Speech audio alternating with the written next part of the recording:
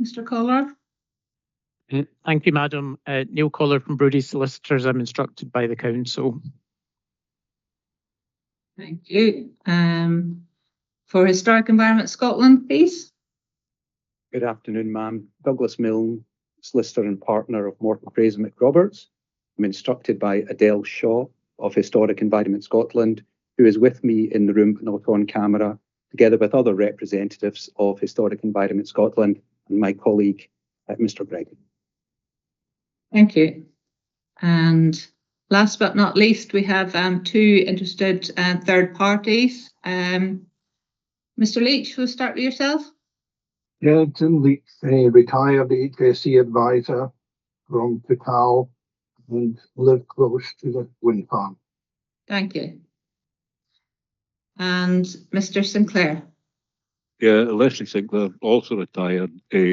I have had a lifetime's interest in alternative forms of power and just general interest in this application. Thank you very much. Now, have I missed everybody? I think that's everybody that I was expecting on my list. Great, thank you. So this meeting is being webcast live by the DPA, and the video recording will be retained on the website after the application is determined. By taking part in the meeting, you're consenting to being filmed and to the use and storage of those images and sound recordings and any information contained in them for webcasting and training purposes, and for the purposes of keeping historical records and making these records available to the public. Is that okay with everyone? Yes. Thank you. So Stuart from our IT team, who you've already been in touch with, will be keeping an eye on proceedings and can provide support if we have any technical difficulties. During the meeting, if you could keep yourself on mute unless you're speaking or answering a question, this will help avoid sound interference. If you need to get my attention anytime, just, I don't know, so we're quite a small group, so we should be able to manage proceedings in an informal basis. Depending how long the meeting takes, we'll take a short break. But if anyone needs to take a break at any point, just let us know and we'll try and accommodate that. Does anyone have any questions on the technical and practical arrangements for today's meeting? Did everybody get a copy of the agenda? Good. Good. Let's press on.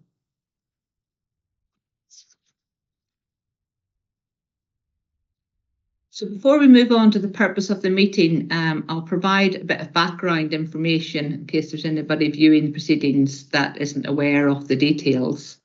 So Orkney Islands Council considered the planning application on the 14th of November 2024 and was minded to grant permission. Due to an outstanding objection from Historic Environment Scotland, the Council was required to refer the application to Scottish Ministers. On 27th of February 2025, Scottish Ministers issued a direction under Section 46 of the Town and Country Planning Scotland Act 1997 that the application be referred to them for determination in view of the proposal's potential impact on nationally and internationally important historic assets and places. Documentation from the planning application file has now been transferred to DPEA. Case file reference NA-330-001, and this can be viewed on the DPA website. This includes the Council's Planning Committee report, minute of that meeting, application and environmental impact assessment documents, consultation responses and representations. My assessment and report will cover a range of topics relevant to development plan policies and material considerations.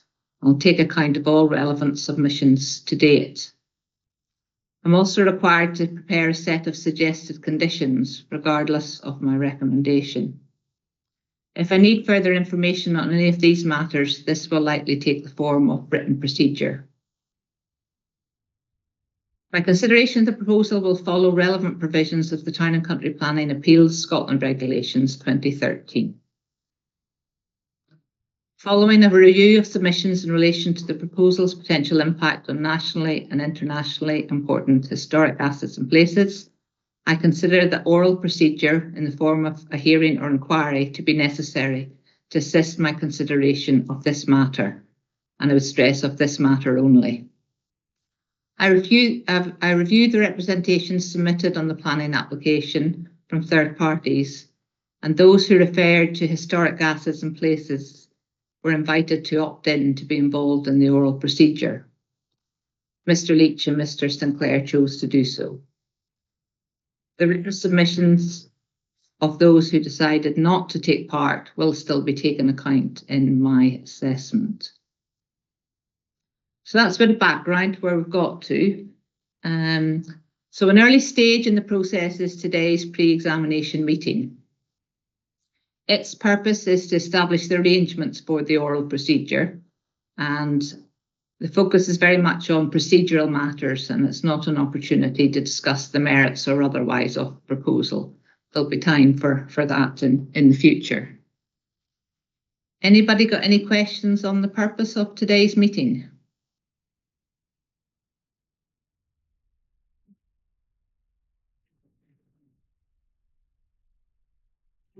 Okay, let's move on. So item 3 is the purpose of the oral procedures. So as set out in the agenda, I consider that the purpose of the oral session is to help me better understand the position of parties in relation to, firstly, the impacts on the integrity of the setting of the following scheduled monuments: Hundland Hill, Nist House, Park Home, Stony Home, Ring of Brodgar, and Stennis. Secondly, the impact on the outstanding universal value of the Heart of Neolithic Orkney World Heritage Site. And finally, any other relevant matters in relation to historic assets and places. Stress it's not an opportunity to discuss other topics or lead evidence on the weight to be given to this matter in my overall assessment. Mr. Leach and Mr. Sinclair, I'm aware that your representations covered a number of other matters as well as referring to historic assets. I will take all of these into account in my assessment. The oral procedure provides you with an opportunity to more fully explain the points that you made in relation to the quite narrow scope of historic assets and places. Evidence which strays into other matters, I'll need to politely stop, and that won't be taken into account. But I say I have everybody's written submissions on other topics. The applicant submitted an initial draft of a statement of agreed matters between Nist Hill Wind Farm Limited and Historic Environment Scotland on the 12th of June. A revised version with track changes was submitted by Historic Environment Scotland on the 27th of June, and we'll return to this later in proceedings and discuss a date for finalising that statement of agreed matters. Any questions on the purpose and scope of the oral procedure? Okay, let's get into the nitty-gritty of the details. So I set out in the agenda a number of matters which we can hopefully reach agreement on today, or at least I can understand your views. If there's not agreement, I may need to take account of these and come to a decision. The first of these is regarding the choice of procedures. Oral procedure can either take the form of an inquiry or hearing. I provided a description of these in the agenda for the benefit of those who haven't previously been involved in oral procedures. As I indicated, my provisional view is that an inquiry would be the best and most efficient method of obtaining the evidence and information required in this case. This would seem appropriate given the detailed nature of the disputes between experts and help me understand the reasoning behind these. Does anybody disagree with that view? Madam, the council's preference would be to have the roundtable hearing, but I know later in the agenda you've got noted to discuss the involvement of the council, and we can come to that, but I would anticipate the involvement of the council would be fairly minimal. That's helpful. Yes, it's with it being a called-in case, and given that the council's minded to grant was contrary to officer recommendation, it makes it quite an unusual case. So that's why that was on the agenda. So we'll come to that. I note that the council any reason why it would prefer a hearing? It was largely on my recommendation, taking into account the issues and my experience that previous hearings have been involved in, obviously very dependent on subject matter and parties, but there's been a very effective process for discussing the issues, exchanging the information, without the formality of the inquiry and the examination, cross-examination, calling of witnesses. Okay, that's helpful. I'll ask the other parties for view for the applicant first of all. Mr. Trinick, have you got a view from the applicant's point of view? Yes, ma'am. We agree with your provisional view that an inquiry would be appropriate. The reasons being the complexity of the subject matter and the involvement of expert witnesses. I think you will get the information best from a proper inquiry process. Thank you, ma'am. Thank you, Mr. Trinick. Mr. Milne from Historic Environment Scotland, do you have a view on this matter? Thank you, ma'am. Yes, really aligned with what Mr. Trinick has just said. An inquiry session, given the number of assets involved here, the complexity of the issues, and the number of expert witnesses that you're likely to be hearing from. Jumping ahead slightly, Historic Environment Scotland does anticipate leading at least 2 witnesses, expert witnesses, to deal with the issues in hand. Okay, thank you. Mr. Sinclair, Mr. Leach, do either of you want to come in? Do you have a view on?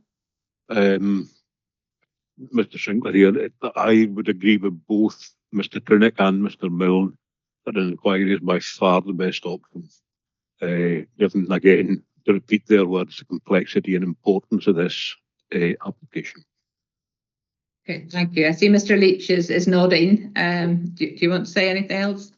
No. I agree with you. Yeah. Case for the reasons you give. Both Red Johnson Mackenzie and I have a lot of experience of virtual process, and it works very well. So we're happy with your suggestion. Okay, thank you very much. Mr. Collar? Happy with that. Thank you. Historic Environment Scotland? Mr. Milne? Thank you, ma'am. Thank you, ma'am. Historic Environment Scotland's preference would be for an in-person inquiry. I note, of course, everything that has been said about virtual proceedings, but again, given the number of assets and the complexity of the issues, it is simply felt that the witnesses all being in the one room will aid with effective cross-examination and the obtaining of evidence. Ma'am, of course, it's a matter in respect of which we're in your hands, but I am asked to note that that is the Historic Environment Scotland preference. Okay, thank you for that. Mr. Leach, we'll come to you next. Yeah, I would agree in person. I'm not just a computer person, so in person for me. Okay, and Mr. Sinclair.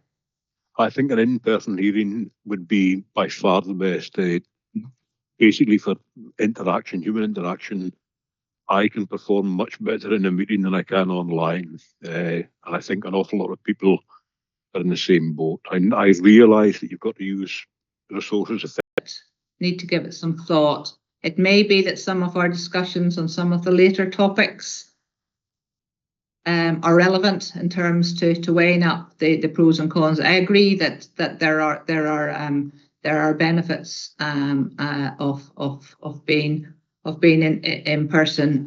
It's just weighing that up against the practicalities and the resource issues of that. So if we leave that for now, and we'll come back to it if that's okay. Let's move on to the next item, which is site visits.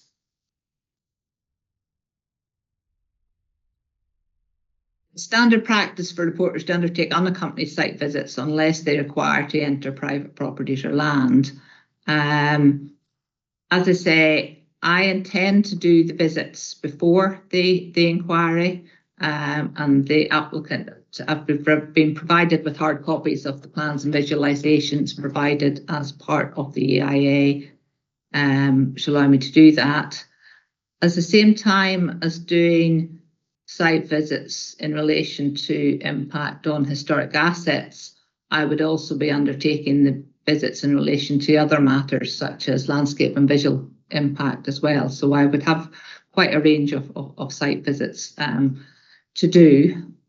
I can do most of them unaccompanied, and if there's some that need to be accompanied or parties feel that they wish those to be accompanied, I'm open to hear the views of that. I would also welcome your advice on whether I can get access to the application site and whether I'm able to climb to the top of Hundland on the site visit procedure. As I say, I think my intention would be to do these in the middle of September, and I would come up for probably at least 2 days to do site visits then. Say initially I would hope that the inquiry itself could take place at the end of September, which would have tied in well, but life doesn't always work out like that. So we've had to adapt to that. But I think given with weather and with daylight, I think I need to do site visits before we get into discussing November, December regardless of whether or not come up and have an in-person session for the inquiry. You've moved on my screen. Mr. Trinick, the applicant got any views, advice on site visits? Ma'am, we're quite happy that you do all your site visits unaccompanied. The only reason for being accompanied would be if there was a residential amenity case which involved you going to private properties. As to access to the site, I can't tell you now, but I will find out. But I'm sure that Mr. Leach and Mr. Sinclair will know far better than us about that particular topic. Thank you. From the council's point of view, Mr. Collar? Happy with the proposal that you set out, Madam. Okay, thank you. Mr. Milne? Thank you, ma'am. There is a strong preference on the part of Historic Environment Scotland that the site visits be accompanied.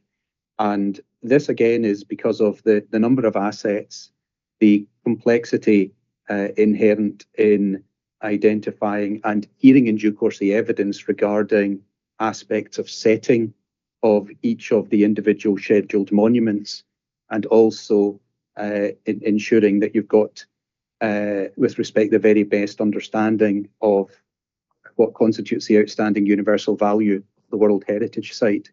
So it's the theme running through what I'm saying today about the number and complexity of the issues, and it's felt again with the greatest of respect that a site visit will be assisted by the presence of parties experts.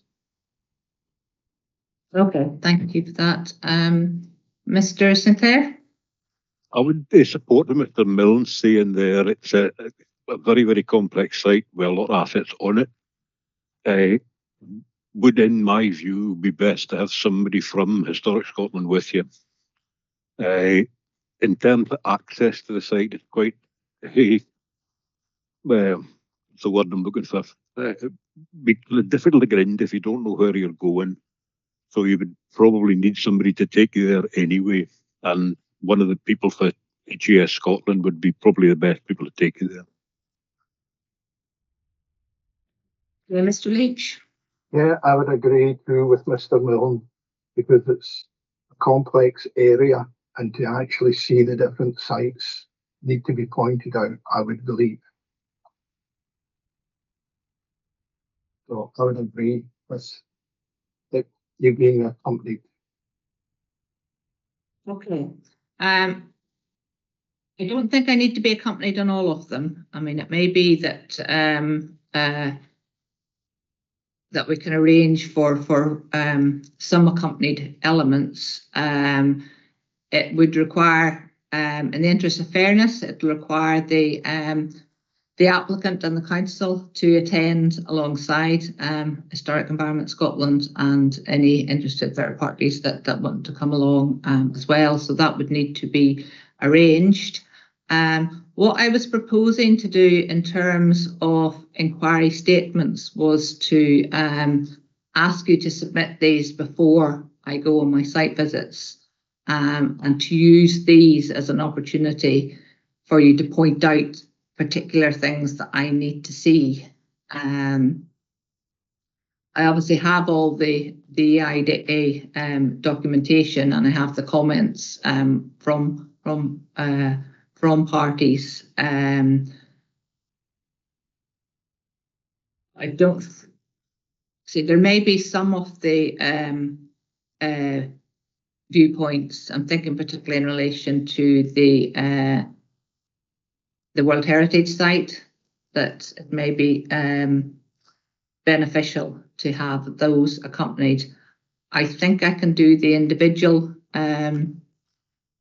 scheduled monuments from the work I've done to date. I'm fairly confident that I can understand the impacts in relation to that, but perhaps setting up a company site visit in terms of the impacts on the World Heritage Site. Mr. Milne, do you have a view on that as a pragmatic and proportionate way forward? Yeah, yes, that sounds pragmatic and proportionate. Just look to there's agreement from Historic Environment Scotland that would be sensible. Of course, there is overlap between individual assets and the World Heritage Site, but focus on the World Heritage Site is really where the concern came from about ensuring the proper understanding of its setting. Okay, now in terms of setting this up, I probably need flexibility from parties in terms of who they send, because with the best will in the world, no matter what dates I choose to go up there, somebody will be on holiday or will have another commitment. I'm hoping with the benefit of having covered matters within your inquiry statements, that you'll each be able to nominate one person to come along. Again, I don't think it needs a lot of people from each organisation. I'm best would be sort of one from each, unless there's particular expertise that requires two people. And obviously, any third parties would be welcome to come along if they're free and available to do so. So on the basis of, we're talking sort of mid-September, when I write out the note of the meeting, if you can let me know any absolute dates that won't work, because I'll need to be getting my transportation and car hire and accommodation booked fairly soon. So I'll try and get that pinned down. Mr. Trenick, do you have a view on that from the applicant's point of view? I respect the Historic Environment Scotland perspective on this. Entirely happy to accept an accompanied site visit to assess impacts on the World Heritage Site. As Mr. Milne says, there will be crossover, but that should be the primary purpose. And we can make somebody available, of course.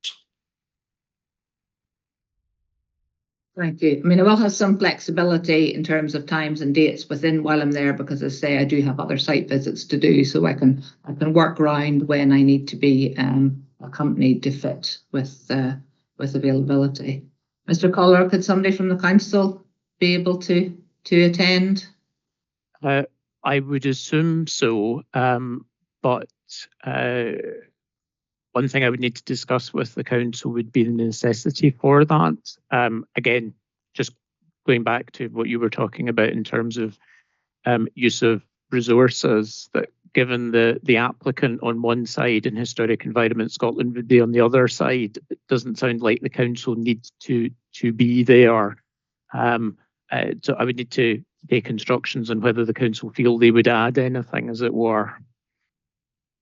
Okay, I mean, certainly as the planning authority, I would like them to be there, but I understand the points that you make, and I agree that in terms of transparency and fairness, as long as we have somebody from the applicant and somebody from Historic Environment Scotland, then the site visit can go ahead. And after the meeting, if you can take instruction and let us know, and once we firm, if we try and find dates between the applicant and the Historic Environment Scotland, and if the council are willing and able to come along, that would be great. Okay, and Mr. Sinclair and Mr. Leach, what we'll do is we'll let you know when those dates are, and as I say, hopefully you'll be able to attend as well. Thank you. Yeah. Okay. See what we've got to.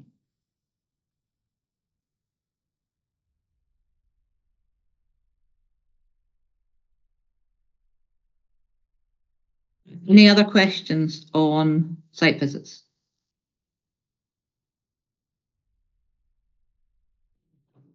Okay, thanks. Okay, on to item 5, which will now be arrangements for inquiry. The old thorny issue of dates. So in our email dated 13th of June, which accompanied the agenda, we indicated the intention to hold the oral procedure week beginning the 3rd of November. The initial suggested dates for the end of September weren't suitable for the applicant and Historic Environment Scotland. Finding suitable dates in October is likely to be difficult due to webcasting availability and varying school holidays across the country, with different council areas taking different weeks in October. So Historic Environment Scotland suggested the first week in November. That would be the next opportunity to hold the inquiry. The applicant got in touch on Friday to indicate a potential difficulty with this date due to Mr. Trinick's involvement in inquiries before and after this week. As I indicated in a response, I think it was sent out on Friday afternoon, I would like to avoid moving the dates again if at all possible, and ask that we all do what we can to try and make this work. Part of the suggestion being that we use the tail end of the week to allow the applicant's team some preparation time from one inquiry to the other. Mr. Trinick, what's the latest position of the applicant on this? Thank you, ma'am. Firstly, I apologise that the request has been made rather late. No excuses, I just apologise. I was thinking it was great that everybody was happy. I know. The reason for that, I have an inquiry in Highland on the 28th of October for 3 days at least, and I have an inquiry in Highland on the 17th of November. So very selfishly, I'm asking not to do an inquiry in between. I appreciate that there are more advocates around than me, but I've been involved in this project for a bit, and the clients want me there for whatever reason. The other reason is that Mr. David Bell, who would be giving planning evidence on the issues for this inquiry, cannot be there in the week beginning the 3rd of November either, and he really can't be there, he's away, so we would need a substitute witness for him. So there are two reasons for asking for your indulgence. I understand that on the 8th of December, both Historic Environment Scotland and the Council can be available. Obviously, Mr. Mill and Mr. Collar will confirm, but that is the request, and I renew my apologies.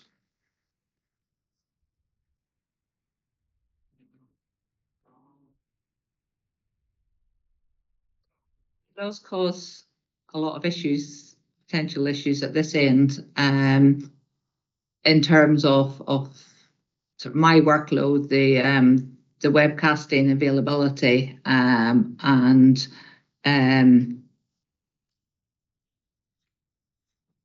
the potential to kind of keep knocking things on.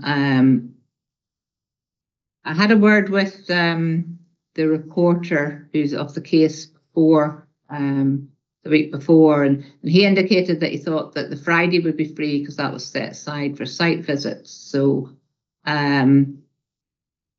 this is quite a narrow scope of a oral process, unlike most Section 36s, where there are a number of say inquiry and hearing sessions regarding a wide range of topics. In this case, obviously, we're just focused in on the impact on the historic assets. So I had hoped that we would be able to, by starting perhaps on the Wednesday, and particularly we'll come to the council's involvement, but it sounds as if the council won't be leading witnesses, which would reduce the time. I mean, initially, I think I'd said 2 to 3 days. I think 2 days will be sufficient. I'm really reluctant to move things again, having already moved it back by over a month.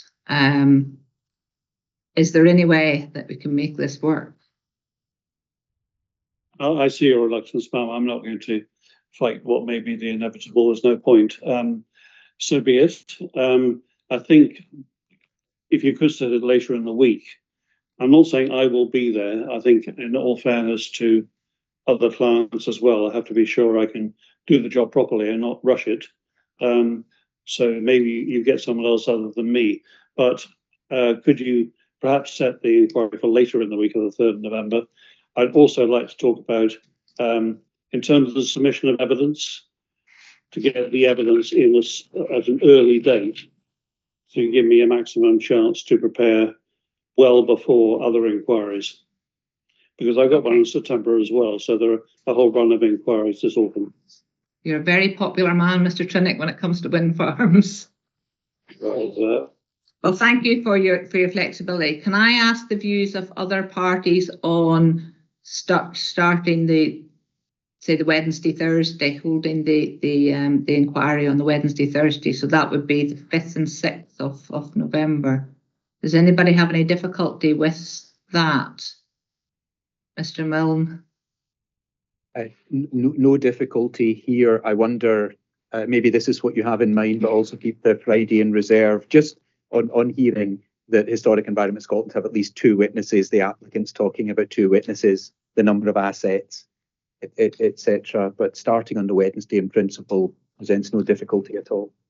Yeah, I think I wouldn't risk starting on the Thursday and us running out of time on the Friday. So I think, yes, I would sort of pencil in the 3 days on the basis that I don't think we'll need the 3rd day, but let's keep it in there because I know how difficult it is to get all a slot in everybody's diary.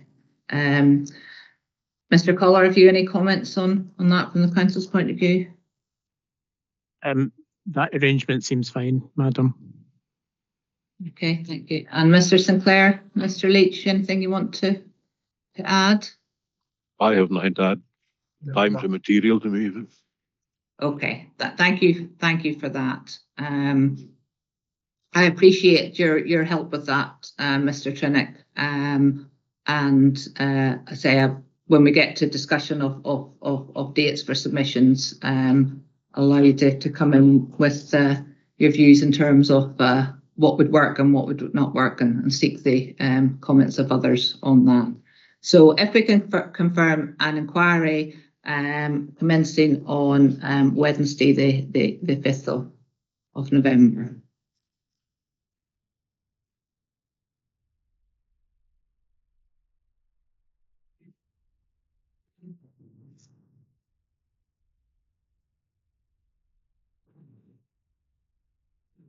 Next item on the, just to say that in terms of running times, I mean, what we're likely to do would be start at 10 a.m. on the first day and run to about 4:30 with a break for lunch. Start at 9:30 on the second day. Be flexible the finish time to try and get through all the evidence. So that's kind of normal procedures, just for information. So the next item on the agenda, which I put in, is an in-person venue if required. I'd quite like to cover this, even though we haven't reached a conclusion as to whether or not we're doing virtual or in person. It would be something we'd need the council to assist with. Mr. Collar, have they suggested anywhere that may be suitable? Not so far, Madam. I sketched out for them the sort of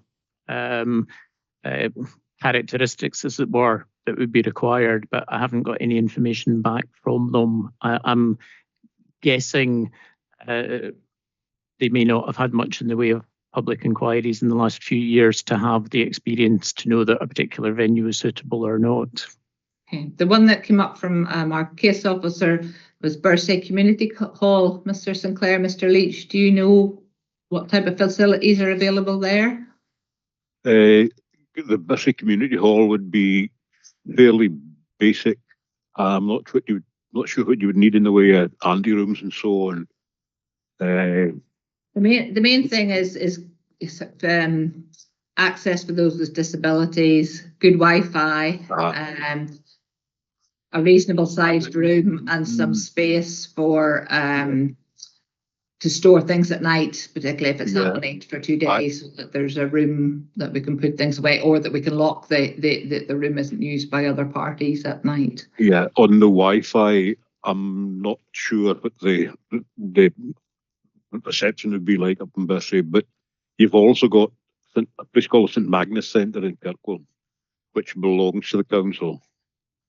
You have no problem there with access, and the Wi-Fi there is, well, judging on past experience, the Wi-Fi there is pretty good. The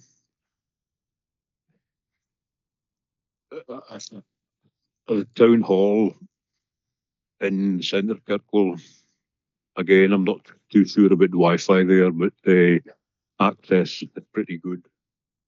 Okay. The normal procedure is to try and start as close to the site, the application site as possible, which was where the Birsay Community Hall. But those are helpful suggestions in Kirkwall that we can. The case officer will get in touch with the council if we go down that route. The one thing I would say about the Birsay Community Hall, if you're stopping for lunch, there's no getting lunch there. It's out in the middle of nowhere. So you would need to... Very important that we have some to last through the day. This to me anyway, but you would need some form of catering arranged. We may all have, the way resources are, we may all just be bringing our packed lunches. Okay, that's we'll come back on that. I say, but it's useful to know about the Wi-Fi potential, because that obviously is something that we need in terms of our for us to be able to access documents while we're there, but also to allow for webcasting. So that's an important consideration these days. Anybody got anything else to add on a venue? I would say the King Street Halls. I took part in a British government inquiry there, and we had the web. Was that King Street Hall? Was that? Yeah. In Kirkwall, was that? Well, yeah. That's helpful. Thank you. Thank you for that. Okay, well, we'll move on from that. So next item on the agenda, which we've kind of touched on briefly, but perhaps we can get clarification from that, Mr. Collar, is the intended involvement of the council in proceedings. Thank you, Madam. The council are conscious that as they're minded to grant, they are in favour of the proposal, and obviously the applicant, their experts, are the people who know the proposal best, and you obviously will not want the council coming along duplicating unnecessarily, and the thing I wanted to discuss with you, to be then able to discuss with the council and take instructions, was how you saw the scope of the evidence, and you set out in the agenda item 3 that the purpose is to help you better understand, and you particularly described it as the impacts on the heritage assets, and I noted in passing that you said you weren't really intending to cover the weight to be given to that impact in the overall assessment.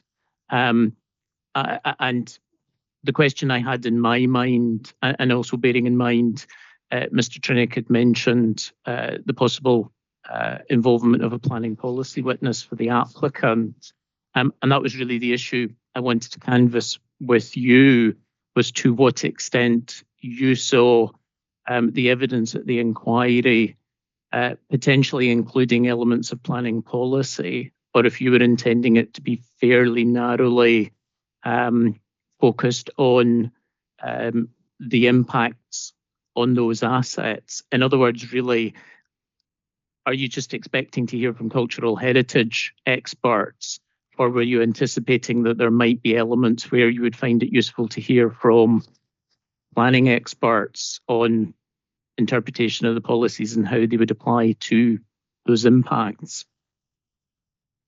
Okay, it's not easy to have a narrow scope because things do have wider implications. My thoughts were really in relation to what MPF4 and the LDP say in terms of impact or on the integrity of setting, impact on both the scheduled monuments and the World Heritage Site. I think MPF4 Policy 7 has clauses that relate to those, and I would expect the evidence to explain, how the proposal relates to the interpretation of those policies. Now, obviously, in my overall assessment, I need to weigh up those policies alongside other relevant policies and come up with a recommendation in the round. So that's where I suppose there is some overlap with planning policy and also with historic environment policy. Scotland, I think the consultation responses from Historic Environment Scotland referred to a number of HEPS policies. So again, I would expect those to be looked at in more detail. But where I was getting to in terms of things, it's when I come to weigh up the evidence here, along with my consideration in relation to the other impacts and potential benefits of the proposal. That's something that I'll do once I've got that evidence. Mr. Trinick, I see your hands raised. Yes, thank you, ma'am. Yes, I appreciate you only want to hear evidence on the historic environment topic, but under policy 7H of MPF4, if we fail to convince you on integrity, there arises the question of exceptional circumstances, and that really is a policy issue. on which we will want to give evidence. So that is why I've got a policy witness. Were it not for that, I'd leave it to you, because policy 11 and policy 7H are otherwise not in need of interpretation. But the exceptional circumstances case that may come to be necessary does need a policy witness. Right, let me think. Would it work for, I'm trying to avoid this sort of growing arms and legs and being sort of fair and transparent to all, because the term exceptional circumstances could mean a wide range of things to different people, and say from Historic Environment Scotland's point of view, I wouldn't expect them to have expert knowledge on the wide range of exceptional circumstances. So there's a potential for that evidence to be one-sided, and particularly if the council is council's on the same side as the applicant, so there wouldn't be that. Could that part of it be done as written submissions? Well, if we keep keep the oral session to the kind of impacts on the kind of technical expertise on the impact on the historic environment, and I invite written submissions on exceptional circumstances. Yes, ma'am, I think that will work very well. Indeed, I was going to suggest that, because my policy witness is not available in that week at all. So we're looking for a new witness. But to do that, so long as we deal simply with the impact evidence orally, I'm very happy we deal with the policy side by further written submissions. Okay, and in terms of timing, would you envisage views of parties as to whether that could be done in advance of the inquiry, on the basis that policy in NPF4 is quite specific. It says that yes, if there's an impact, then subject to the other clauses, could that be dealt with in advance of the? I see no reason why not, ma'am. Makes no difference whether you hear the policy case in advance or afterwards. But I would ask one question in that context. That is, do you expect to receive closing submissions at the end of the inquiry? I was going to allow for that. I think in my thought, I thought that would be helpful. I would quite like them to be quite tightly turned around, and again, that may cause difficulties with your other commitments. I basically intend working on other parts of the my report until we get to the inquiry on this particular topic. There's no need for me not to be working on some of the other matters, and there may well be requests for further written procedure as I work through those. Part of the challenges of dealing with a called-in case is that there's no appeal submissions, so we're working back from what was submitted from the application. So if there are fundamental gaps that I need the views of parties on, then I'll need to do that. But I can run that in the lead up to the inquiry dates, particularly because we are talking November now, so we have a bit more flexibility in terms of dates than if we were running to the if we were commencing at the end of September. So I would be comfortable with that, and that would resolve the issue of Mr. Bell's participation as well. Mr. Milne, do you want to come in on that? Obviously, it's not necessarily a matter that Historic Environment Scotland would normally lead evidence on. Thank you, ma'am. Yes, in terms of exceptional circumstances, it must be right that Historic Environment Scotland would have very little, if anything, to say on that. And also in terms of the planning balance, ma'am, absolutely, that's for you. And Historic Environment Scotland would not be commenting on that. What does trouble me to some extent, though, is the suggestion which has now been made to the effect that evidence on policy, if I am understanding this correctly, will be dealt with in its entirety in writing in advance of the inquiry session.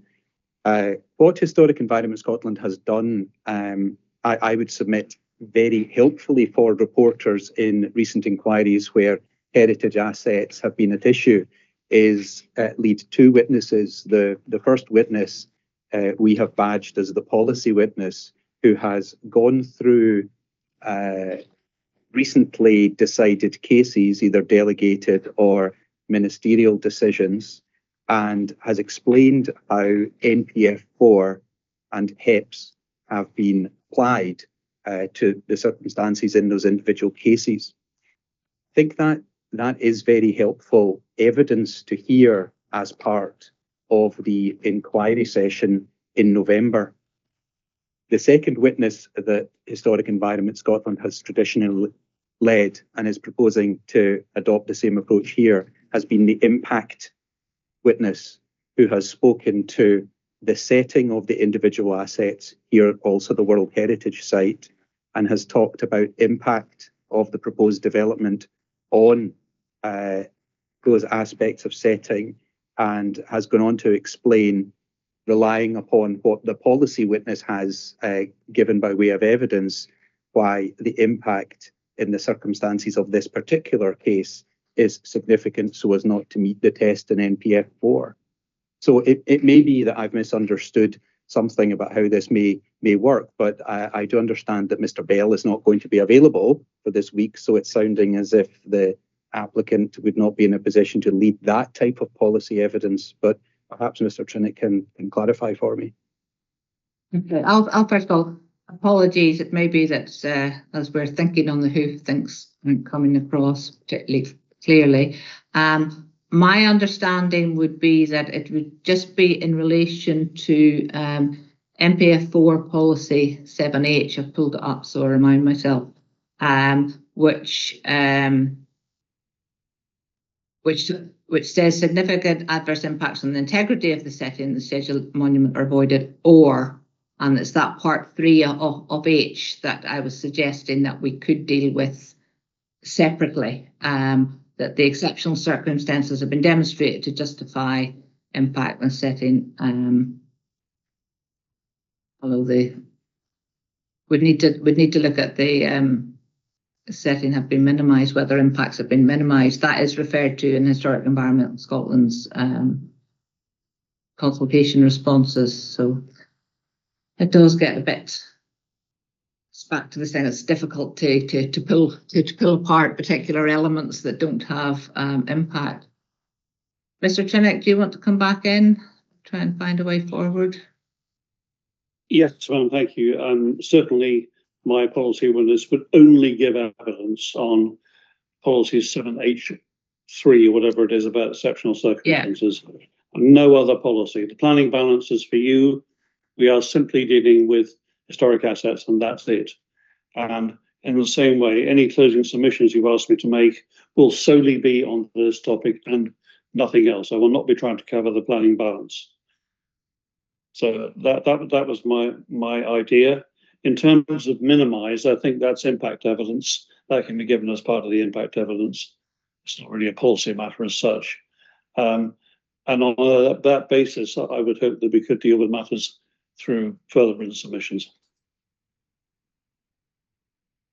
Okay, Mr. Milne, so the general sort of what you were talking about with your first witness, I think that would be appropriate within the context of the inquiry sessions, and that wouldn't be something that we were dealing with written submissions before. It's very much, I think, just that at what point, does the proposal allow H3 to kick in if I or ministers consider that there would be an significant adverse impact on the integrity of settings. So it's almost providing that, considering that caveat, if that's where the conclusions come to.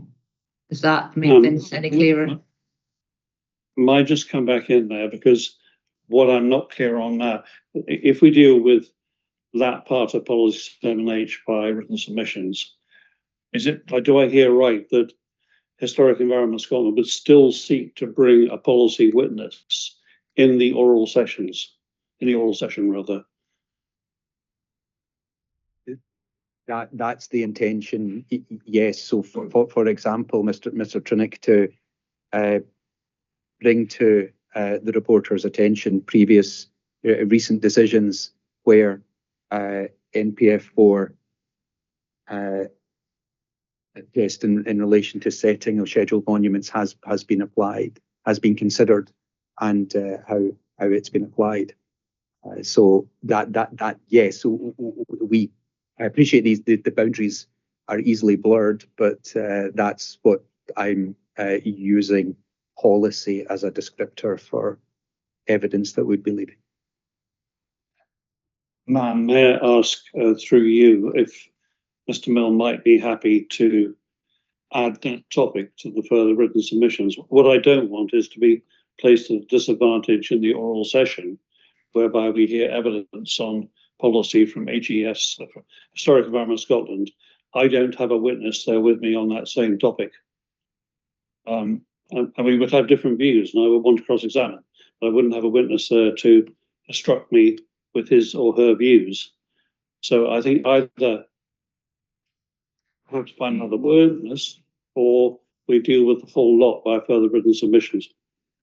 I think it needs to be the other parts of NPF4 policy 7H and 7L, which deals with the World Heritage sites. I would expect to hear the views of both the applicant and Historic Environment Scotland as to the relevance of those and how whether the proposal accords with those. So again, it's that overlap between policy and the nub of what we're the technical evidence in terms of the it's exploring the relevance and the impact in relation to those clauses. So although they are relating to policy, it's to do with, it'll be the expert witness in terms of impact. And I was expecting the same with the historic environment, the HEPS policies as well. So it should become clear within once the written inquiry statements are prepared, that Mr. Trinick should give you a clearer idea of what Historic Environment Scotland intends to cover at the inquiry. A lot of these matters are included within their consultation responses. So I don't think I certainly would have expected those to be explored further through the inquiry, and that's where the draft statement of agreement seems to focus that that's where the differences of opinion are. So I think it'll be difficult not to cover the wording in those policies, given the nature of the objection from HES.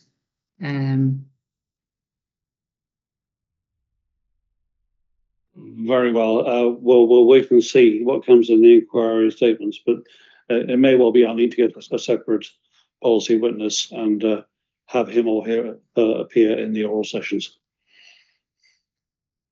Okay. But again, I get worried then about timing. If we've got 2 days, or the most 3 days.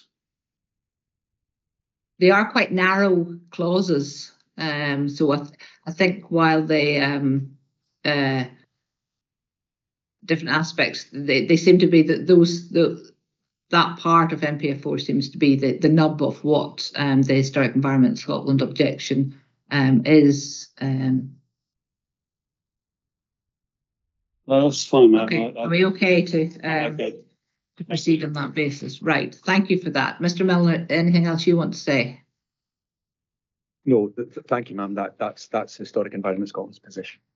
Okay, you get my notes back up. Right, that all started, Mr. Collar, from you in terms of the council's role. Does the council, I suppose, is the council going to lead witnesses, give evidence, or will they attend on an observation role, an observing role? I would quite like them there in case any issues come up in terms of conditions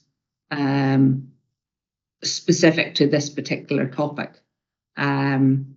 But that's likely to then be followed up. It's more that they, so that they have that knowledge of what the issues are. But I know it's up to them. Well, thank you, madam. It's useful to have the indication, as you say, about the watching brief with conditions. Other than that, I'm afraid I've just got to go away and take instructions. But what I would say is, if the council decided to lead witnesses, I would see that as very much being secondary to the evidence led by the applicant. And I wouldn't see the council doing much, if anything, in the way of cross-examination of Historic Environment Scotland, because the applicant would probably have done it all. And likewise, if the applicant was leading a witness, I would hope by that stage, perhaps the witness's evidence could be taken as read, and again, trying hard to avoid duplication on the day. So I would hope if the council did have a witness, it wasn't going to add significantly to the overall timing.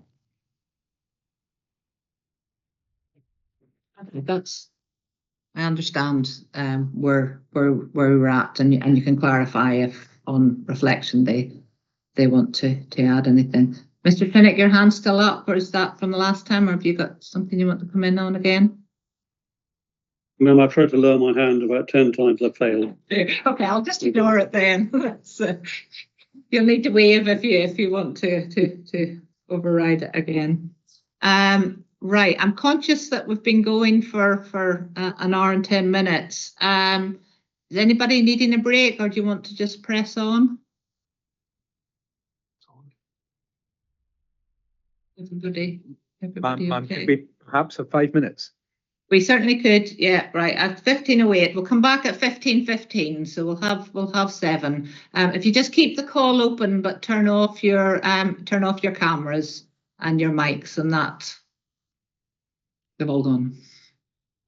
Okay, thank you. See you at 15:15.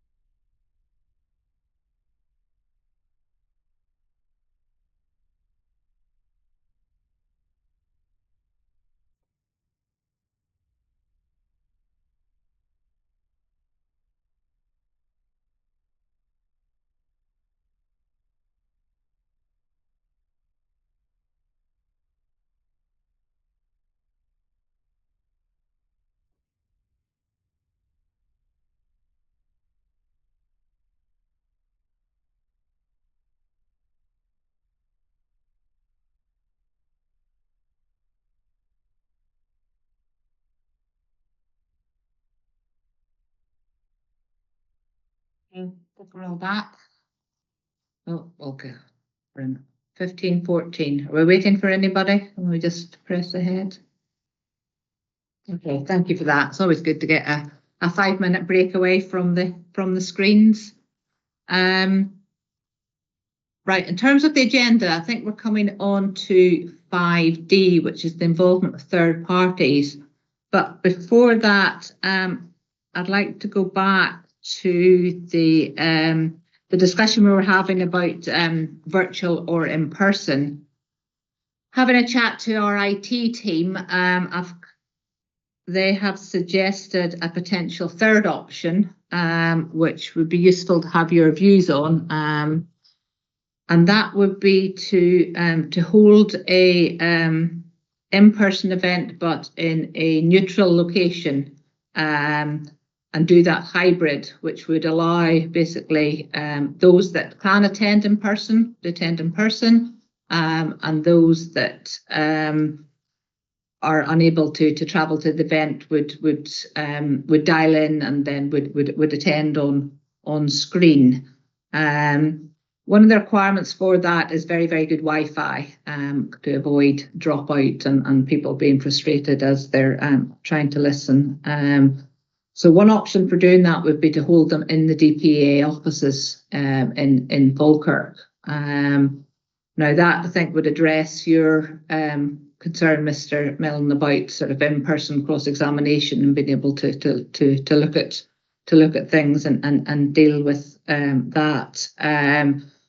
What it wouldn't do would be from Mr. Sinclair and Mr. Leach envisage that you would be on the sort of the dialing in, but it certainly would be a more practical and less resource intensive in terms of the DPA webcasting team taking everything to Orkney. Could I have your views on that? It may be that parties have been involved in such sessions before and can offer their experiences on that. Mr. Trinnick, have you used that one before?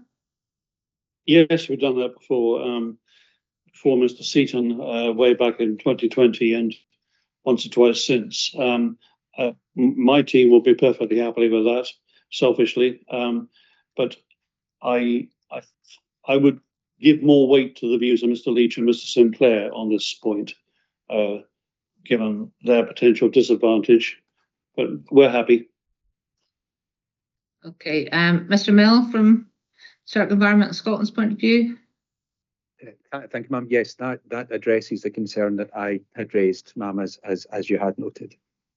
And also alongside the fact that we're going to do the accompanied part of the site visits as well, which I think when we first discussed the kind of in-person hybrid, we hadn't got to that item on the agenda, so that there still would be an in-person element of the proceedings in terms of the site visit.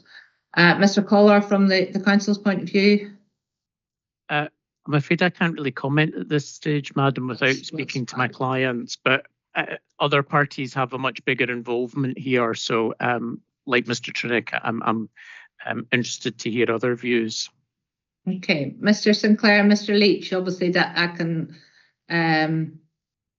give you the opportunity to give your views on that. It obviously wouldn't resolve your view that to take part in person.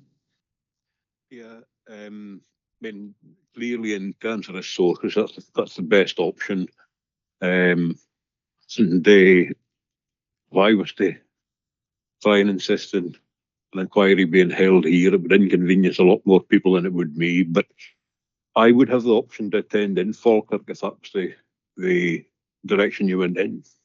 Yeah, almost definitely. Yes, if you're able to come to Falkirk, you would be made more than welcome. Yeah, good. I'm used to being inconvenienced by planning procedures, so I'll go along with that. Thank you. Your comment, Mr. Leach. Yeah, I would totally agree with Leslie and agree with you, ma'am, and have it there. They're more important at the minute. Right. Well, that's very generous of you, because I can understand from in point of view. And in an ideal world, I would be more than happy to spend more time in your neck of the woods and to to broadcast it and to use a local venue. But it's just getting that balance between the time resources and the practicality. Well, that sounds as if potentially we have a solution there that all parties are happy with. Obviously, Mr. Collar, from your point of view, it would be okay. Just whether the council representatives, they would require to either travel or give their evidence on screen. I suspect, given that Mr. Sinclair and Mr. Leach have said that they're happy with that, I suspect the council would feel people most likely to be affected were all right with it, and they would work around it. Okay, well, can we agree to proceed on that basis then? Because that allows us to be clear, to clarify that in terms of what we're looking for, and it means we don't need to go down the line of chasing up any of those potential venues. So I'll get a room booked in the DPA offices, and all details will be sent out to you. And Mr. Sinclair, you're glad to know that there's plenty of lunch venues available, so we'll as well, and a lovely park to clear your head between sessions. I know Falkirk pretty well, so good. Okay, thank you for that. So that takes us on to item D, which is the involvement of third parties, Mr. Sinclair and Mr. Leach. So I would encourage the two of you to join forces and work together if you can. What you'll need to do, and you don't need to decide today, is if you're wanting to give evidence and to cross-examine the applicant, being the party with the different view from you. Just to point out that if you give evidence, then you would be cross-examined by those with an opposing view, so most likely from the applicant. And just a reminder that the evidence must relate to the matters raised in your representations. So you don't need to decide today, and we're further on in the agenda, we're going to cover what would be involved at the different stages. But it's just to make you aware that that's your that would be your input into. Any questions, or do you want to wait until we follow on to those other items on the agenda, and then if you have any questions, then feel free to ask. Yep. Okay. That's fine by me. Okay, so next item is a bit more straightforward again. If we're able, for those that are able to take part in person, webcasting IT support. Say the team here are around to help people beforehand in terms of testing and making sure that and helping with any problems at the time. So if you are taking part virtually, they will be in touch to make sure that that you can be heard and that you can hear. Anybody have any problems with today's arrangements? That's good. That's it. I love it when it works. If you need any other support of any kind, please let the case officer know, and we'll do what we can to help. Okay, anything else on IT support? So, Madam, sorry, can I just be clear when we're talking about having the hybrid session? Does that mean it will also be webcast so that it's just got general public availability? Yes, be webcast too. I think if it won't be, I'll let you know. I'll check, confirm that. But as far as I understood it, it will be webcast. In the same way as an in-person one is webcast. Okay, so in terms of now, item F on the agenda is on finalising the foundation documents list. So this is a new concept that that DPA are starting to work with in terms of trying to make a documents list more efficient. So all parties will have hopefully seen the initial foundations documents list, which is on the case file. So using a foundation document list is a new way of working. What it includes is it provides a list, links to all the application documents which are on the case file, but also includes links to relevant documents in the DPA documents libraries. And that means that these documents don't need to be replicated on the case file as well. So we have a new Reporter's Guidance Note 29, which has just been issued on this matter, which I'll provide you with a link to and have a look at for further information. Now, in using it for this case, we've adapted the process slightly to reflect the fact that the guidance has just been issued and that this is a call-in case, which makes it slightly different from normal appeals. So the case officer, Audrey DeBoy, with whom I'm sure you've all been in touch with, has kindly taken on some of the tasks which would normally be asked of the applicant appellant. And I appreciate Audrey having done that. In response to the first procedure notice, which was sent out, the applicant identified some missing EIA documents, which aren't relevant to this particular topic, but we'll get those added onto the foundations documents list. So the note of this meeting will provide you with a link to the foundations document list and the DPA documents library. What we would ask you to do is to review these and provide the case officer with a note of any other documents from the libraries that you intend to refer to during the inquiry. And we'll confirm the times, but I hope they'll be able to do that within 10 days of the receipt of the meeting.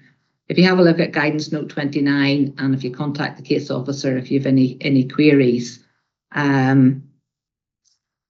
Historic Environment Scotland, I noticed that there's a link to HEPS is already on the foundations documents list and MPF4, but the managing change documents and the council planning policy advice document on historic environment that are referred to in your consultation responses aren't on it yet. So I'd be grateful if somebody from your end could just make sure that anything that you've referred to from a policy document point of view is added and let the case officer know. So once the case officer gets to your response on those, she will add the links to the foundations document list and a finalised version will be circulated. And once finalised, that foundations document list is fixed and will only be revisited in exceptional circumstances. Any other documents you want to refer to will then be supporting documents specific to your evidence and will be provided at the same time your inquiry statement comes in. So it is a new approach. It's about getting you to sort of front load your thinking and very much be clear about the documents that you're likely to refer to rather than sort of throwing the kitchen sink at it, which adds a lot of additional work at our end in terms of putting documents onto the case file, which often aren't referred to. I say the Guidance Note 29 provides you with some of the documents to that, and I think it certainly is very helpful from my point of view because it gives me a clear list of all the documents that I need to refer to. Any questions on this approach?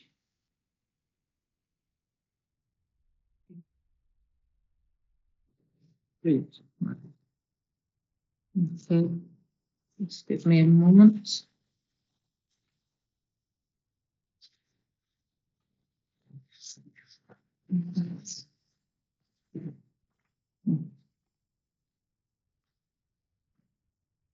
Okay, so the next part then relates to exchange of information and supporting documents.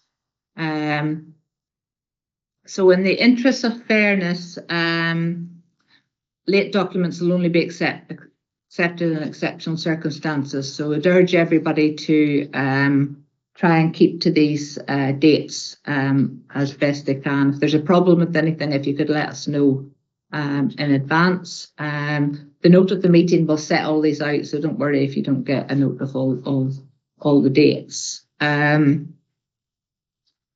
So we're on the 7th of July today.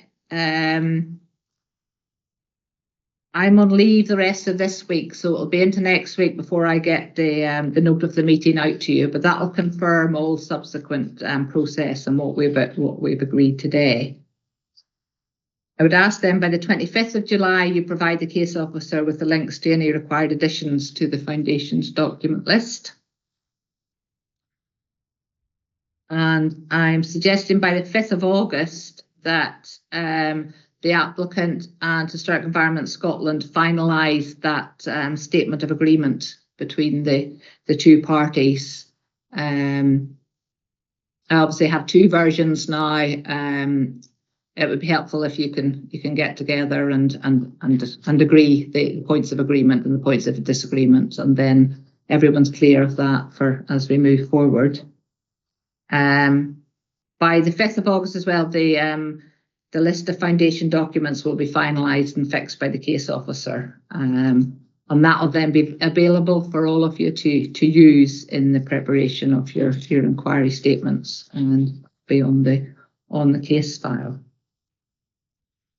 Now we've got a wee bit of flexibility in terms of timescales leading up to the 3rd of November. I hoping that inquiry statements could be submitted by the 2nd of September. So I think that's 8 weeks before. The reason for that is to allow me, if there's matters that in relation to the site visits, particularly the ones that are going to be unaccompanied, if there's any particular matters, any particular locations you want me to look at in relation to scheduled monuments, not the World Heritage Site, because we'll look at that accompanied. But if there's particular bits you want me to add to my list of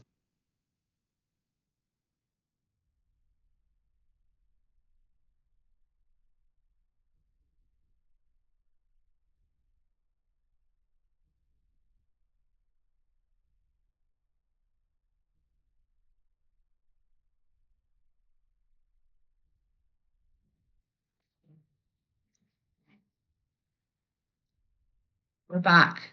Is everybody there? I don't know whether you realise that it's there, that everything, if my screens all went black, and it's so apologies for that.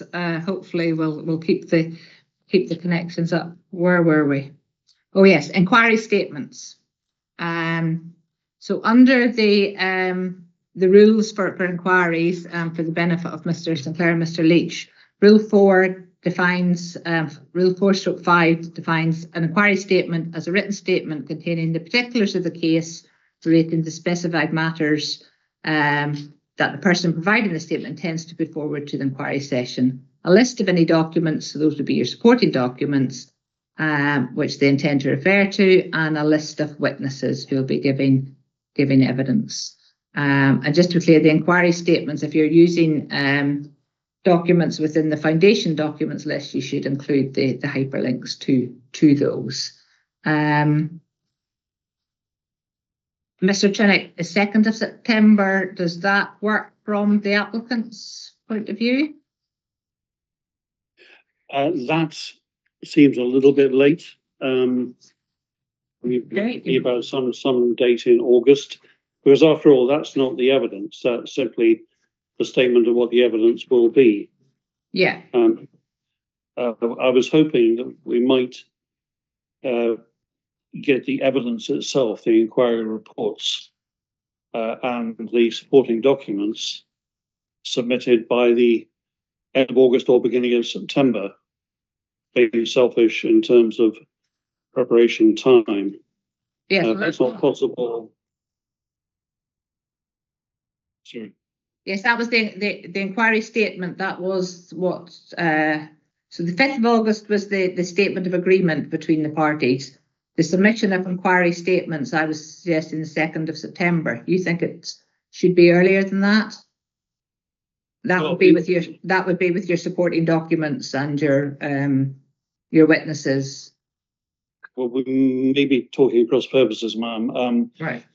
By inquiry statement, I have in mind that simply sets out what your evidence will say when your evidence is submitted, and I'm looking for the date when the finalised evidence, not recognitions, but the finalised evidence will be submitted.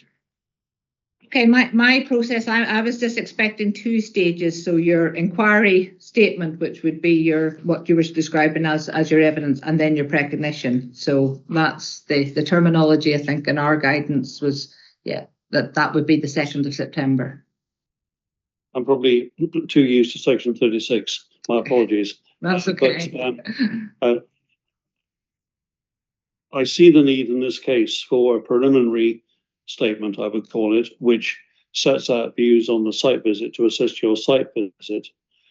And I don't mind if that's in August or September. The 2nd of September is fine. But I would hope that we could agree for the final submission of evidence, not the precognitions, but the evidence itself, very soon after that date. Right. Well, I was envisaging that would be that date, and I know it is a bit earlier, but I was going to suggest that incorporated a section on site visits, just so there's not various submission dates, floating about, to keep it straightforward. And that would allow me to review that before I head up on. That's fine, ma'am. On site.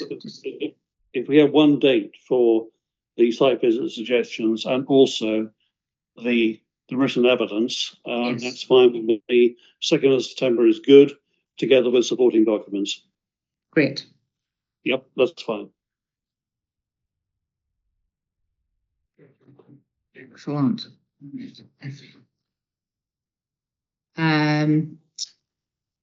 Mr. Mill, from HES point of view. Yes, ma'am, that's fine. I do share Mr. Trinnett's concern that the terminology around inquiry statements appears to have changed in light of the new guidance note. But certainly historic environment. Tell me what you prefer to call it, because I'm happy to go with. Well, that probably just causes more confusion by reference. I just taken it off our guidance, but maybe it hasn't been updated from something. So what, Mr. Trinnick, what would you call it? Well, I would call an inquiry statement a statement of what you intend to put in your evidence, and I would call an inquiry report your evidence. Right. So inquiry, we're talking about an inquiry report then. Reports. That yes. Right. Okay. So it would appear as if good old-fashioned inquiry statements have been removed from the process, where the inquiry statement used to be a higher level statement of these are the issues that our evidence will prove, and then you lodged your inquiry report, as you well know, which was the actual evidence. So right.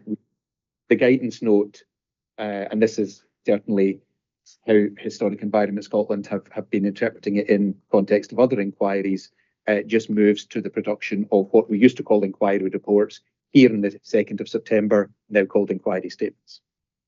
We'll call it a inquiry report, and then there won't be any confusion. More than happy, as long as I will set out in the notes of the meeting what that should cover, and so everybody's clear on that. Can I just take a break for 1 minute, because my battery is going on the laptop, so I'm just going to plug in. If you can just bear with me one minute, and I'll return.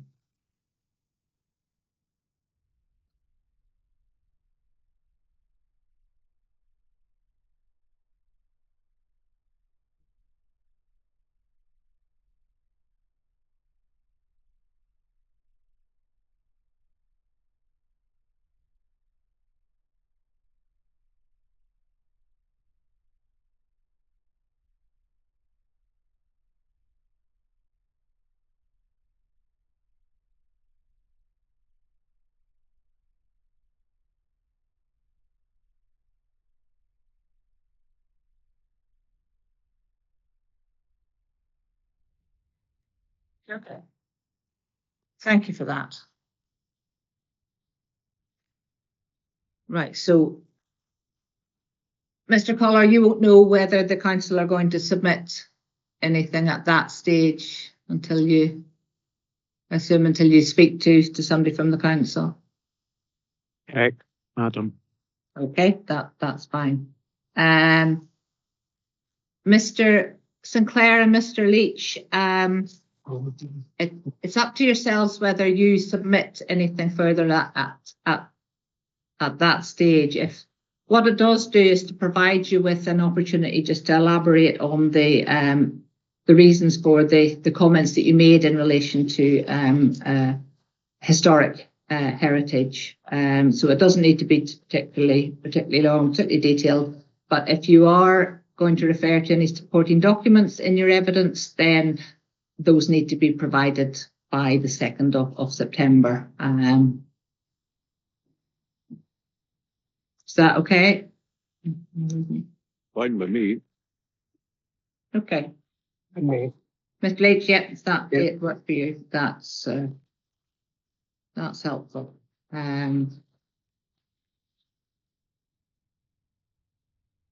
Okay.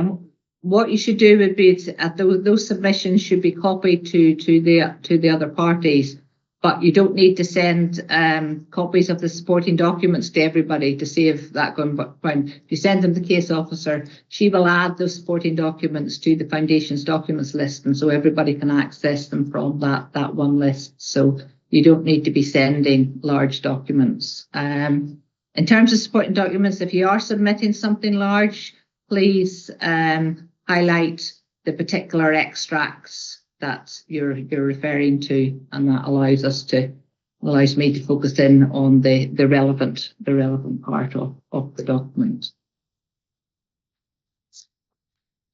Okay.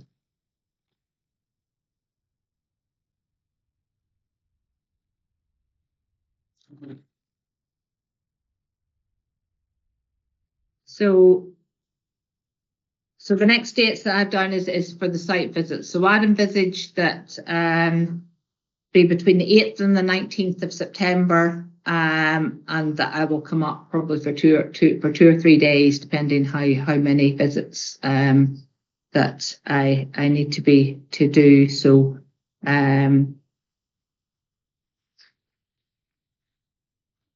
but we will follow up from the issuing of the note of the meeting with the arrangements for the accompanied part of the site visits. So if you can expect some correspondence from Audrey on that, we'll try and get that bottomed out. Is that okay? Yeah. Okay. So by the 30th of September, all the supporting documents that you've submitted will be uploaded to the case file, and say hyperlinked documents will be added to the complete documents list. Now, normally the applicant would be asked to do this under our new procedures, but in this case, Audrey Devoy will do it. So she will issue that.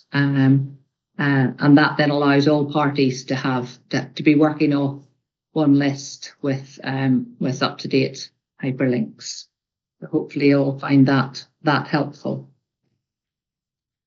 So working back from the 3rd of November, I suggest the 21st of October for recognitions to be submitted.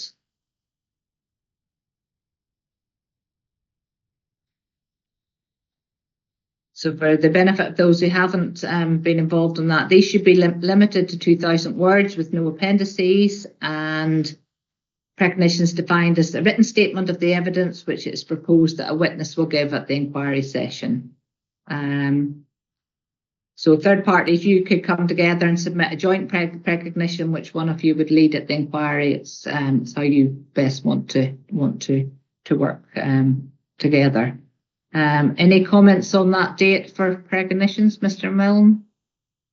Thank you, ma'am. Not so much the date, which is obviously absolutely fine, but whether in this particular instance it would be acceptable to disapply the 2,000 word limit. That's certainly not a desire on the part of Historic Environment Scotland to go on unnecessary length.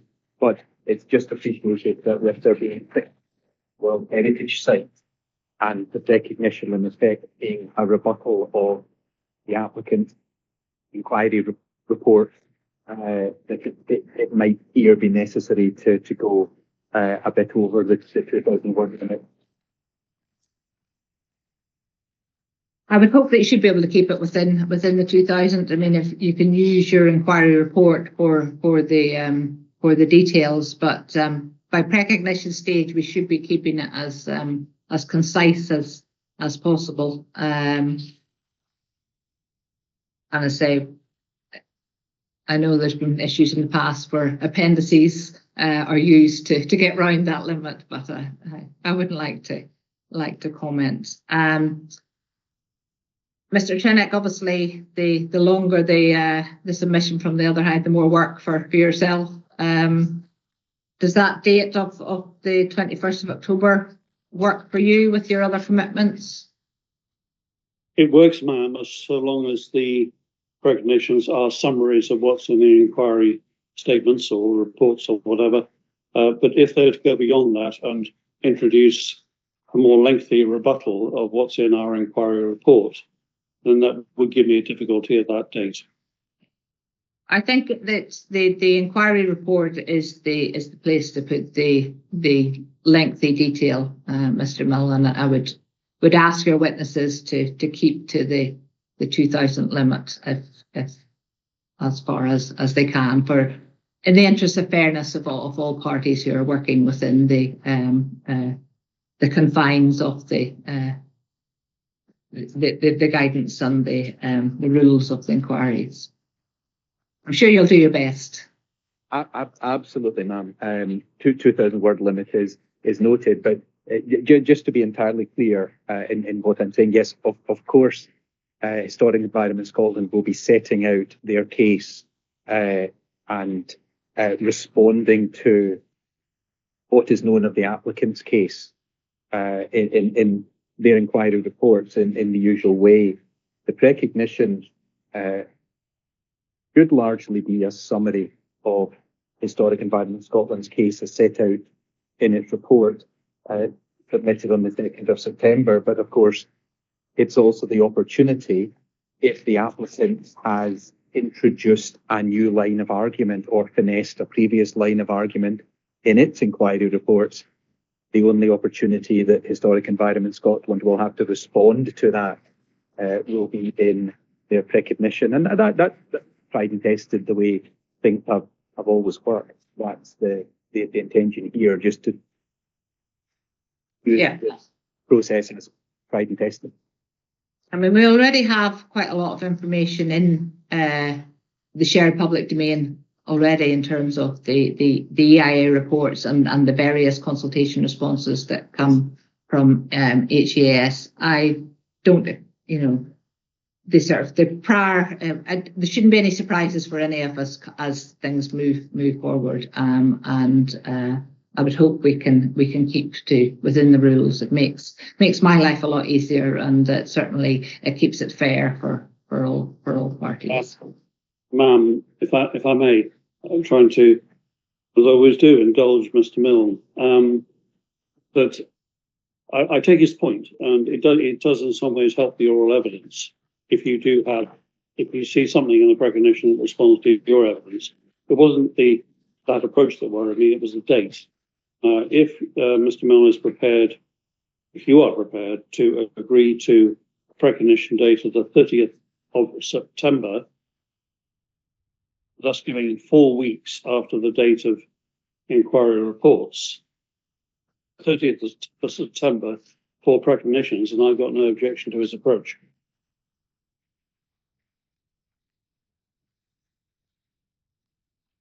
So that would be 30th of September rather than 28th of October. Yes. Mr. Mill, does that work? In principle, an earlier date is no difficult for Historic Environment Scotland, but a principal impact witness happens to be on leave the week of 22nd September. So I'd want to ensure that we have sufficient time to air recognition. Right, so it was 21st of October was the date that I'd suggested. I mean, we could potentially put it back a week, would be the 14th of October or the 7th of October. But the latest, the 7th of October, absolute latest, 7th. if we're going to get additional material.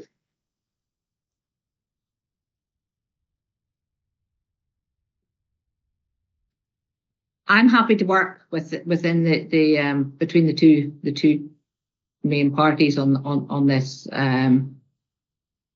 It doesn't matter to me when it comes in, but I would struggle with a lengthy submission close up to the date of the inquiry. And for fairness for Mr. Leach and Mr. Sinclair as well, who would be working through trying to follow this. So I suppose will I put it in for the 7th unless you come back and say that can't work? With that 7th is fine, ma'am, from Right. Historic Environment Scotland perspective, and I'm pleased to hear that the applicant should be able to work with that. That sounds like a fair compromise from the carpenters.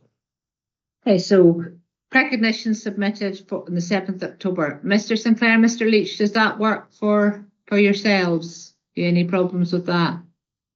I'll go whatever you decide. It's, if I get things wrong, I'll just plead ignorance. Well, what that does is allow you a bit more time between when all the recognitions is the last submission of any kind before the inquiry takes place. So that gives you a longer lead in to go through all of the information for the inquiry.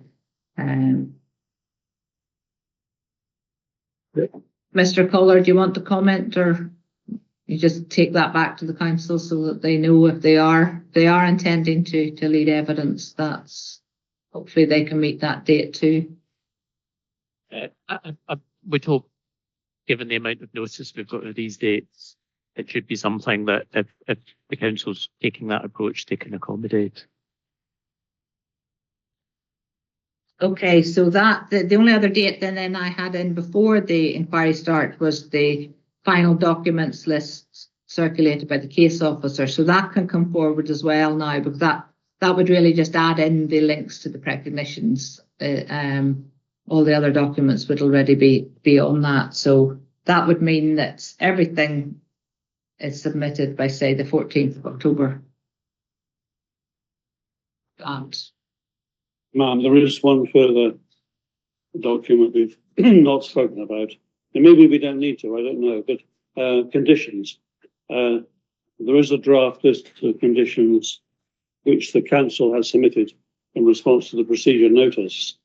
Now, may be that you don't want us to get involved in non-heritage conditions because this inquiry is simply about heritage. What would you like us to do?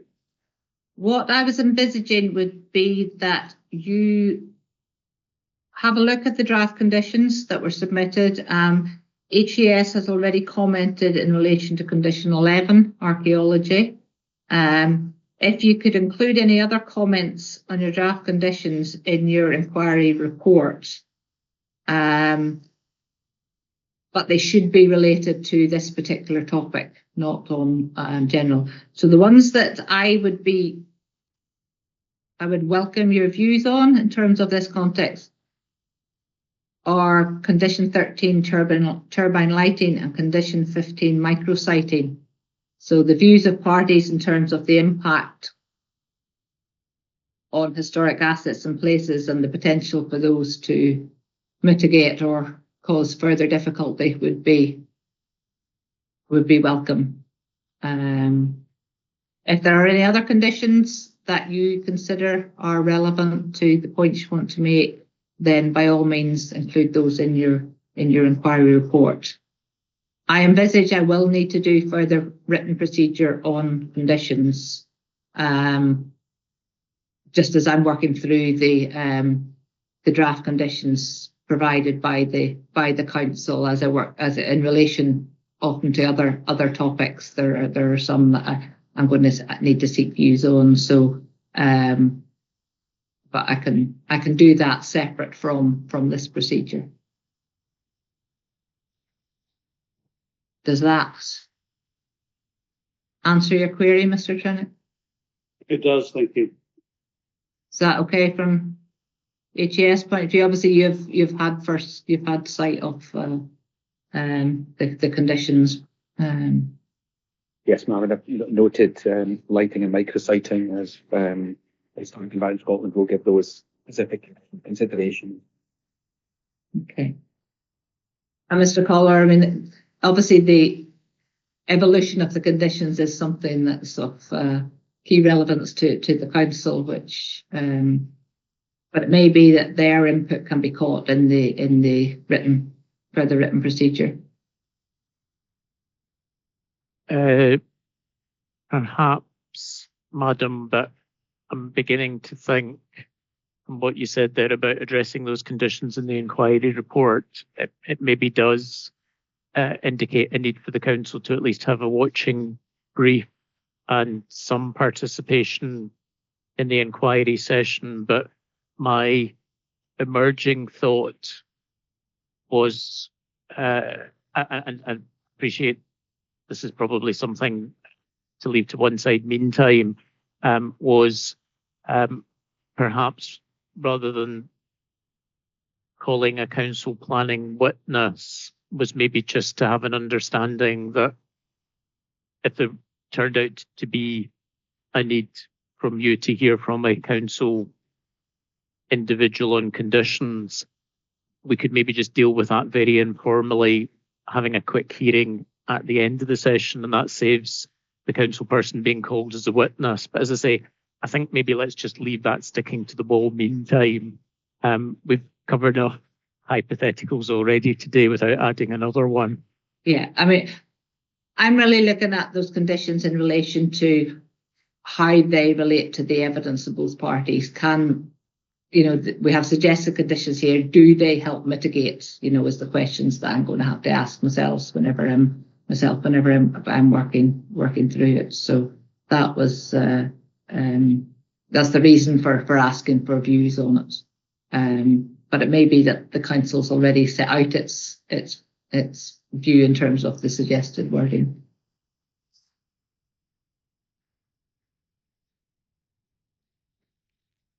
Okay, where have we got to?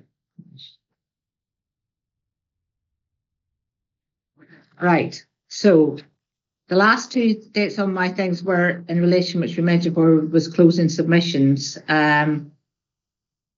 I would hope that given the narrow scope of the topic, that closing submissions could be turned around pretty quickly. So I was hoping that for other parties, it would be the 14th of November, with the applicant the 21st of November. I'm happy for us to kind of note those dates now and come back to them at the inquiry. Ma'am, I'll come back to you now on the 21st. I start my inquiry on the 17th of November, so that's going to be a bit difficult to receive submissions by the 14th and respond by the 21st. So I am going to look for a week's extension. Other HES, sorry, Environment Scotland, do you feel that a week's reasonable? I'm just wondering whether to knock the week. Do we knock both backs a week, but that would still only give you a week, Mr. Trinick? Or I don't want it to extend further into December. There's no reason why I can't be, writing this up and getting things moving. I don't want to be hanging around waiting for closing submissions for weeks afterwards. I can live with the 21st and the 28th. That's fine. Right. Okay. 21st and 28th. I'll put that down. That's us, and that should be everything in terms of this.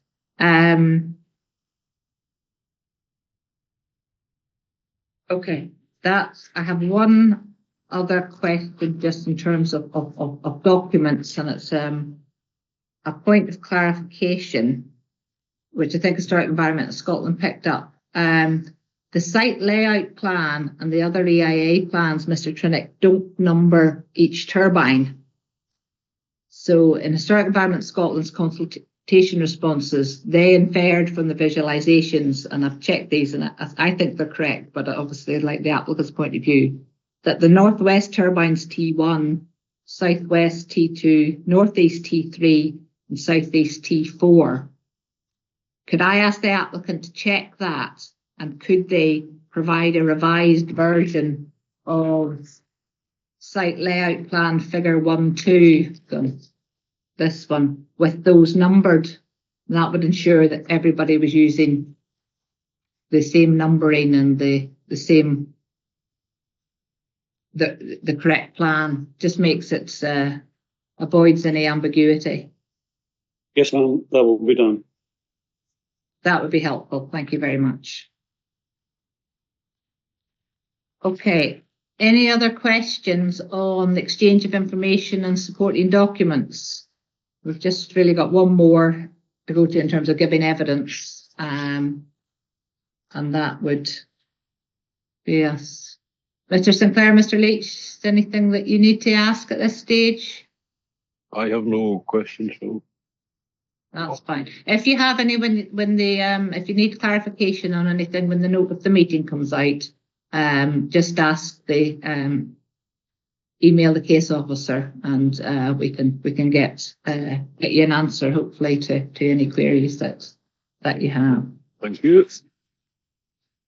Okay, thank you all very much for your patience. So I'll quickly move on. So in terms of giving evidence, just wanted to seek views on the sequence and the format of giving evidence. I was going to suggest the applicant goes first at the inquiry. Has anybody got any counter views to that, or would that? It's really, Mr. Trinick, are you happy for the applicant to give their evidence first? Yes, ma'am. Right, that's so just for the benefit of Mr. Sinclair and Mr. Leach, a reminder that the applicant's advocate or solicitor will introduce their witness or witnesses who give their evidence in chief. Then Historic Environmental Scotland and yourselves, if you wish, would be given the opportunity to cross-examine the witness. I will then ask any questions I have for the witness. And then there's an opportunity for re-examination where the applicant's witness may be asked some further questions by their own advocate or solicitor. And then they would repeat, the applicant would repeat that process if they're leading more than one witness. Now, as the other party in favour of the application, I would suggest that the council would go next if they are intending to lead evidence. And the steps would be the same. Third would be Historic Environment Scotland as the main objector to the proposal. And in this case, the applicant and the council would be given the opportunity to cross-examine. So, Mr. Sinclair, Mr. Leach, because you're on the same side as such as each Environment Scotland, you wouldn't cross-examine them. And again, questions by myself, and then the opportunity for re-examination. And finally, the third parties would be invited to either read out or summarise your precognition. In this case, the applicant and potentially the council would be given the opportunity to cross-examine you. I would then ask any questions that I have. Now, because you're not being led by a solicitor or advocate, so there isn't somebody to re-examine you, but you would have an opportunity to briefly summarise any matters which you felt that you needed to cover that weren't clear following the examination. That all signed okay? Again, we can go over these closer to the time, so don't worry about the details. And then when all the evidence is concluded, we'll have an opportunity for closing submissions in writing. But going back to what I said at the start, those should have a very limited focus in terms of the matters that we discussed at the inquiry. And the applicant will have the opportunity for the last say on the matters that are being covered at inquiry.